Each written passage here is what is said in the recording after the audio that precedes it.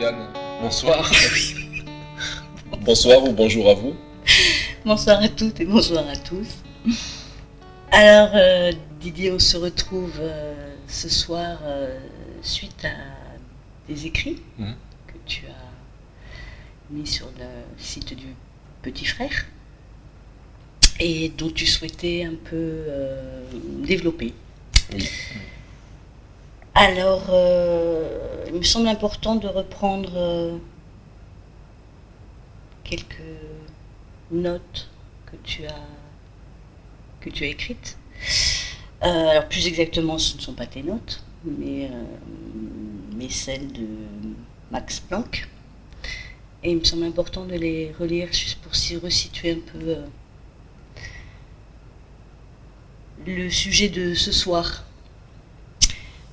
Donc, tu cites Max Planck et tu nous dis, enfin, il nous dit plutôt, pour moi qui ai consacré toute ma vie à la science la plus rigoureuse, l'étude de la matière, voilà tout ce que je puis vous dire des résultats de mes recherches. Il n'existe pas, à proprement parler, de matière. Toute matière tire son origine et n'existe qu'en vertu d'une force qui fait vibrer les particules de l'atome et tient ce minuscule système solaire qu'est l'atome en un seul morceau. Nous devons supposer, derrière cette force, l'existence d'un esprit conscient et intelligent. Cet esprit est la matrice de toute matière. Dans ce texte-là, j'en entends en tout cas une force particulière, une force en tout cas qui ne nous appartient pas. Est-ce que tu peux, toi, développer ce que tu entends Oui, c'était un peu le but de cette thématique à la base. Énergie et réalité. On a déjà vu dans la vidéo, la deuxième vidéo qui parle de l'expérience que j'ai vécue il y a 15 ans en arrière. Ce phénomène dans lequel je me suis retrouvé, dans cette lumière dans laquelle je me suis retrouvé tout au fond des océans, pour ceux qui ont vu la vidéo en question. Je comparerais du coup les dires de Max Planck à ce que j'ai vécu, au ressenti en tout cas, puis à ce que j'ai vu, cette lumière dans laquelle j'ai pu me fondre. La comparaison que je peux en faire, c'est avec cette force dont parle, cette force intelligente, une force consciente, peu importe, qui a été représentée dans mon voyage, dans ce voyage intérieur, sous la forme de cette lumière. Et ce ressenti de parfait amour, de parfaite paix, et en même temps la compréhension qui a été celle que j'ai eue à ce moment-là, la compréhension, la réponse à toutes ces questions que je me posais. Je disais dans cette vidéo que la seule réponse à chacune des questions était ce mot amour, était ce qu'il y avait aussi derrière ce mot amour, le mot n'étant vraiment qu'un mot. Et je retrouve dans cette citation que tu viens de nous lire, nous relire, cette force, cet amour. Donc, pourquoi en lien avec énergie et réalité? Parce que dans les compréhensions que j'ai pu avoir pendant cette expérience, tout ce qui était tant dans le comportement des humains que j'avais pu visualiser dans ce voyage, et qui avait amené à ce qu'on vivait à ce moment-là, dans le 11 septembre, dans les comportements humains comme dans la matière elle-même, tout était vraiment de l'ordre de l'amour. Voilà, je pense que Max Planck, sans vouloir le citer, donner un nom à cette force, il appelait ça une force intelligente ou consciente, derrière je peux entendre le mot Dieu ou le nom de Dieu ou de Allah ou peu importe la déité qui est citée, mais c'est cette force, euh, il me semble en tout cas, il me semble pas, c'est cette force, selon mon ressenti, à laquelle j'ai été quelque part confronté, enfin, dans laquelle j'ai pu entrer dans cette lumière. Quand, quand tu parles de cette force, tu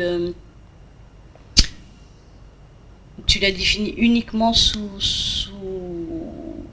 forme de ressenti, ou c'était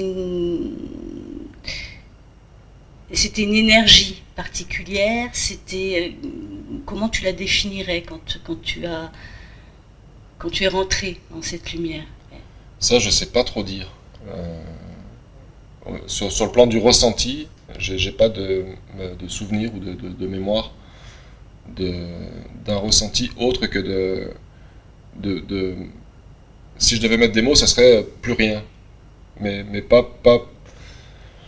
euh, pas plus rien, dans l'idée de plus de ressenti, Mhm. comme un lâcher, comme quelque chose de l'ordre de la paix, d'une paix immense, d'un silence, d'une paix immense. Mhm. Euh, à ce moment-là, quand tu es revenu de ce voyage, de cette expérience, je suppose que tu l'as exprimé auprès de tes proches. Euh, Comment eux ont appréhendé cette idée justement de plus rien, euh, de rien de tangible, en tout cas, rien euh, de palpable, si ce n'est un ressenti, euh, mais qui, je suppose, a dû être difficile à exprimer. Euh, Comment ça a été perçu à ce moment-là dans ton entourage? Alors là, de nouveau, je vais redire ce que j'ai dit juste avant. Pas forcément beaucoup de souvenirs d'avoir parlé de cette lumière ou de l'aboutissement de l'expérience à mes proches, étant peut-être à ce moment-là conscient que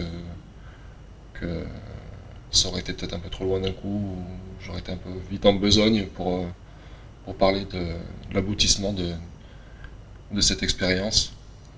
Euh, Par contre, de réels souvenirs de l'état éprouvé en sortie de cette expérience et du retour à la maison, et de mon changement de comportement dès la fin de cette expérience, dès le retour à la maison. Tu veux dire qu'à ce moment-là, il y a une autre réalité qui s'est posée à toi? Ah mais complètement, oui, bien sûr. Ouais, ouais, ouais. Oui, complètement. Une autre. Je ne pensais plus de la même manière, je ne voyais plus rien de la même manière. Toutes mes perceptions avaient changé. J'étais devenu un nouveau-né qui avait besoin d'apprendre à appréhender une nouvelle réalité qui s'offrait à lui. Mhm. Et l'appréhender, puis être dans le même temps capable d'expliquer autour de moi, donc à mes proches qui venaient, qui avaient été alertés, qui venaient voir ce qui s'était passé, qui avaient alerté que j'avais téléphoné au SAMU, aux pompiers, que j'avais dit à la femme qui m'accompagnait à ce moment-là que j'étais entré dans la lumière et que je pouvais expliquer avec mes mots que ce monde pouvait être sauvé du bien méchant Ben Laden à ce moment-là. J'avais, pendant ce voyage, ou peut-être juste après, pris conscience du danger de la psychiatrie pour moi. Que si je ne gardais pas mon calme, ou si je n'arrivais pas à trouver un calme, un apaisement vraiment, mais vraiment très profond, mais que mon parcours allait virer vers la psychiatrie. J'en étais déjà à ce moment-là convaincu que si je ne conservais pas un état paisible pour expliquer ces compréhensions auxquelles j'ai pu avoir accès à ce moment-là dans ce voyage, alors je finirai en psychiatrie parce que à un moment donné, j'aurais été victime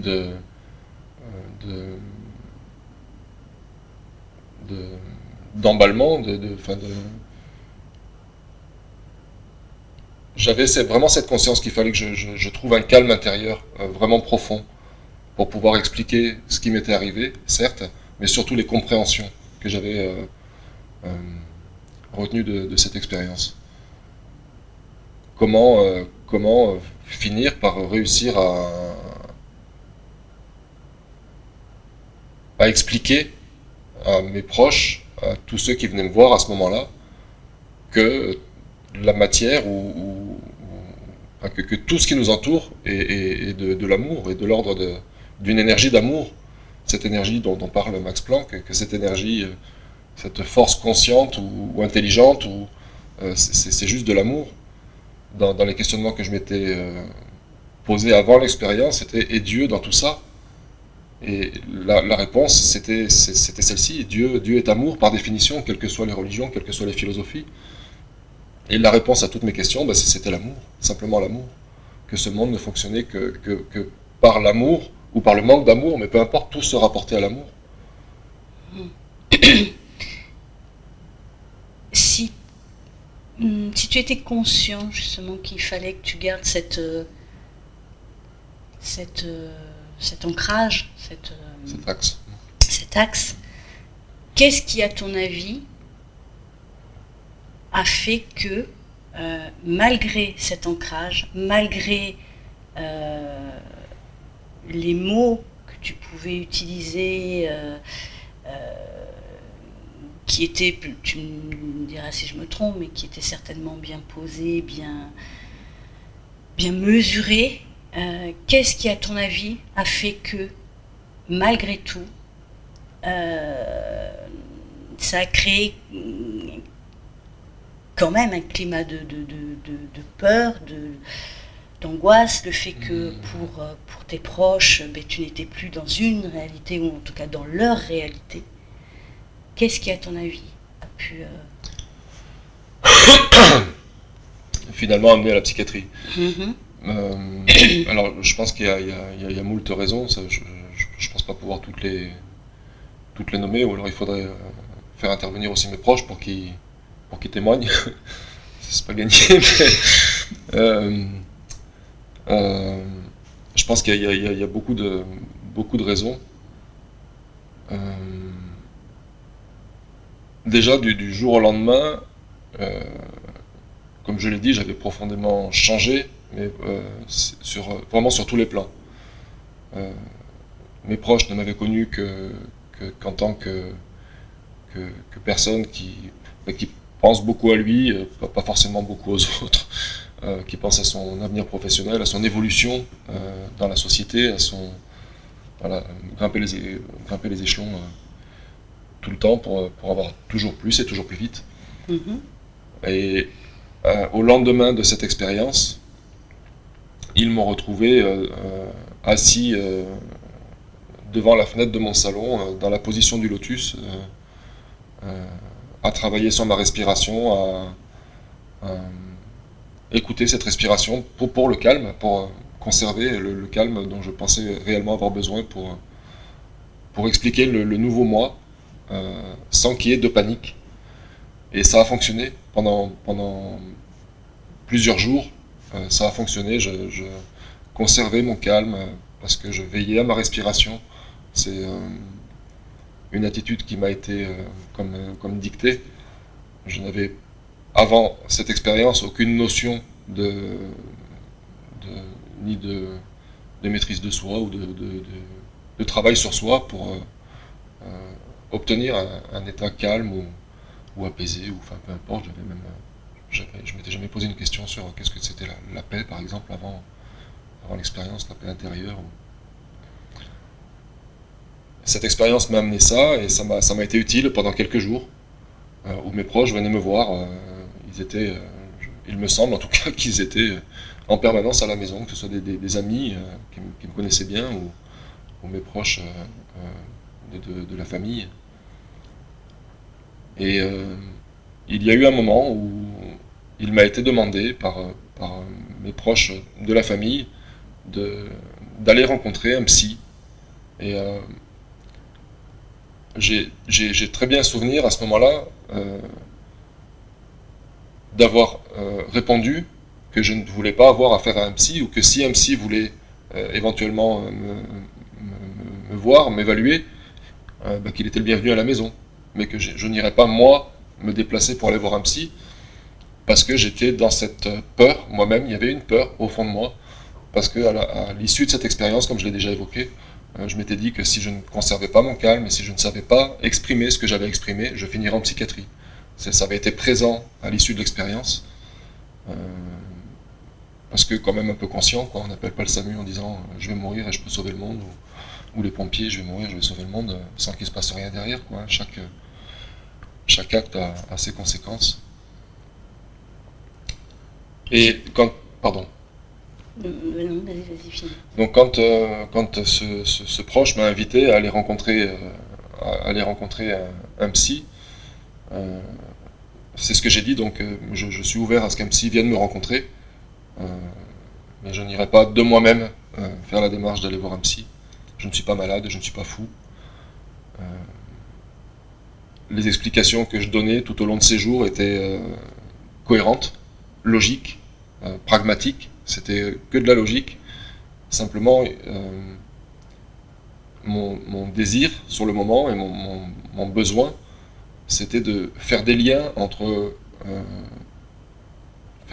toutes choses, pour en arriver à l'idée, simplement à mener l'idée que tout était amour, et que si le monde entier prenait conscience que ce tout est amour, que tout l'univers, la matière ou les êtres ne sont que fait d'une énergie d'amour, alors le monde serait sauvé, on ne serait plus dans des guerres et dans des attentats ou des... Voilà.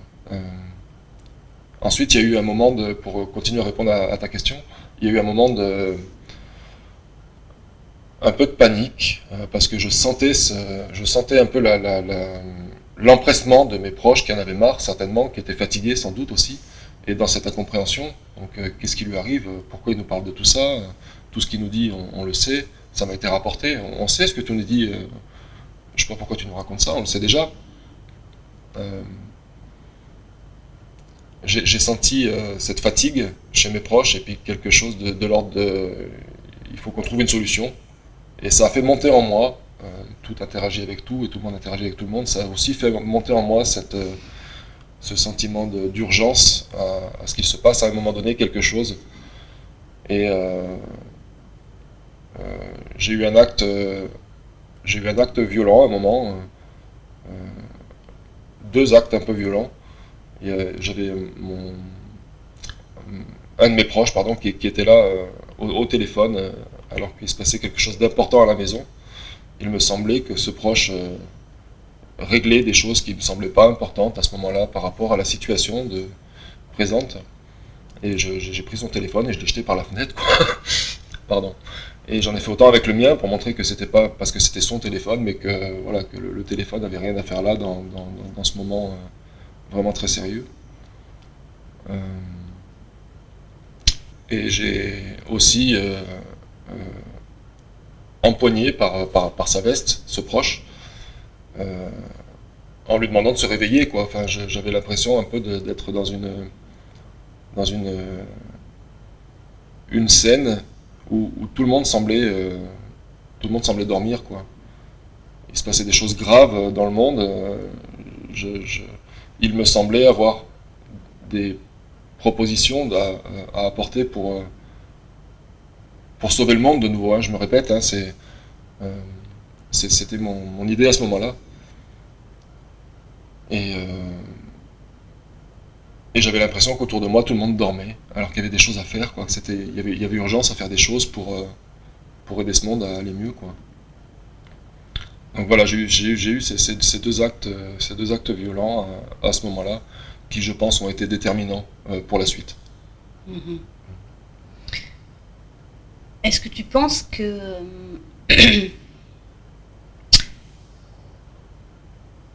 tu dis que tout le monde était conscient de que ce que tu disais, mais enfin tout le monde, tes proches en tout cas, on était conscients, tu disais oui, ce que tu nous dis, mais on le sait. Euh, Est-ce que pour toi, le fait d'avoir vécu cette expérience, c'était devenu une réelle conscience, quelque chose euh,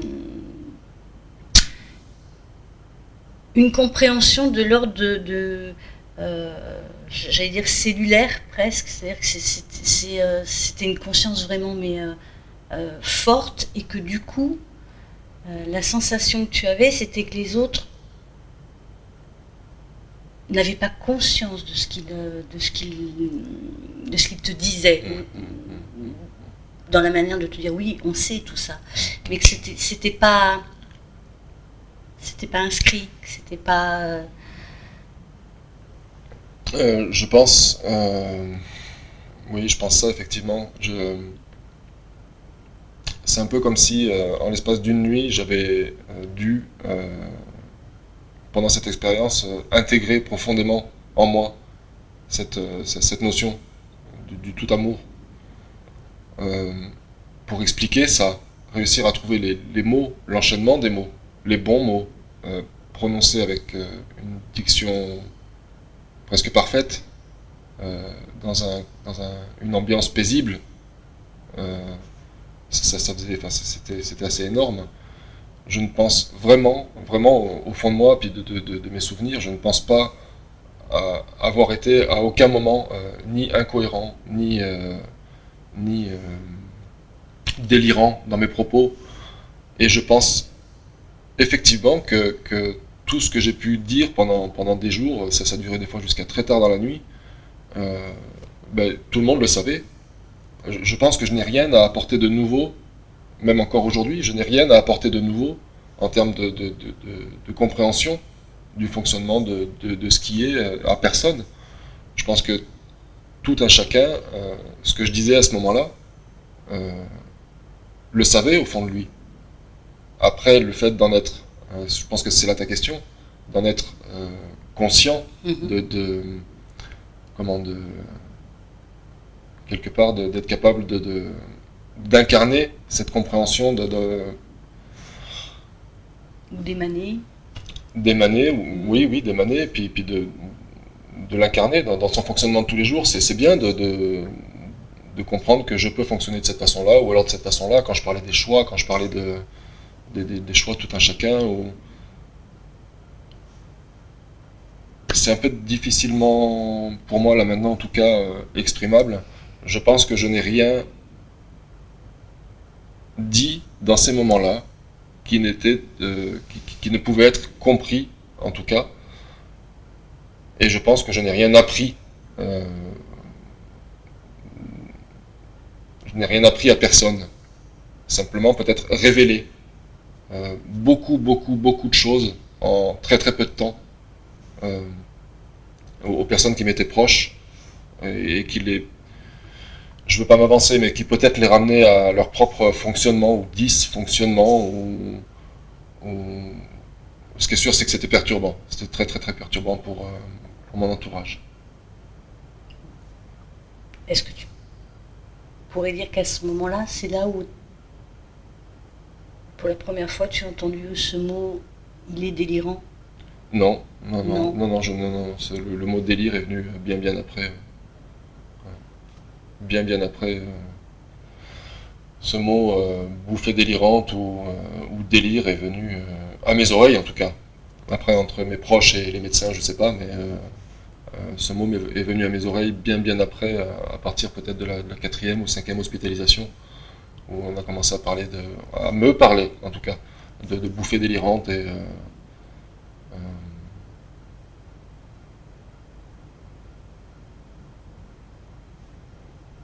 Ouais, Mhm. voilà. J'ai pas entendu, il n'est pas dans la réalité, ou enfin, à aucun moment j'ai entendu ce genre de propos. Euh, le seul mot, le seul terme que j'ai entendu à ce moment-là a été prononcé par le médecin de famille qui a décidé de l'hospitalisation d'office, l'HO, pour moi à ce moment-là. Mes proches ont fait venir sans mon accord, hein, ont fait venir mon médecin de famille pour qu'il m'évalue. Euh,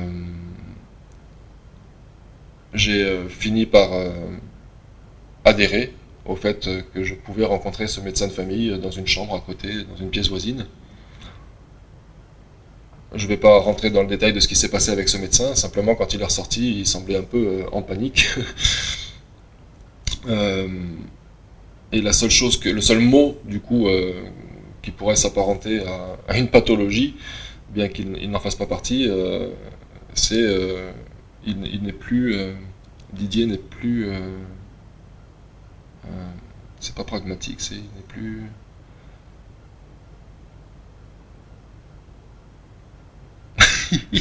pardon, il n'est plus tu vas m'aider? Non, je vais pas t'aider. D'accord, c'est sympa. Non, je vais pas t'aider parce que Il y a un mot en tout cas, voilà, qui tend à dire que tu n'étais plus, en tout cas, l'idée d'avant. c'est très certainement, très certainement.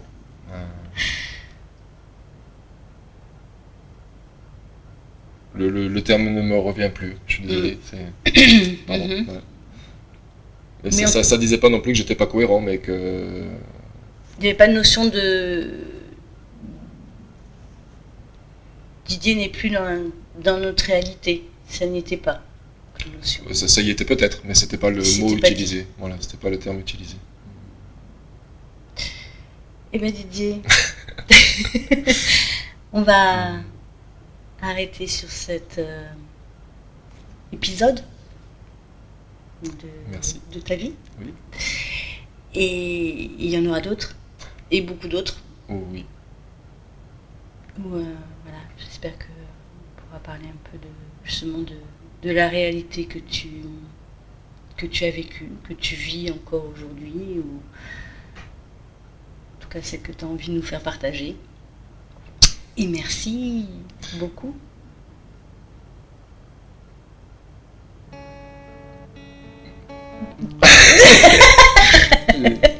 Je ressens l'envie de partager encore plein de choses, mais effectivement, on avait décidé d'une courte vidéo, alors, alors on en reste là, c'est très bien. Merci beaucoup. Merci Ariane. Merci à vous pour votre écoute. Merci.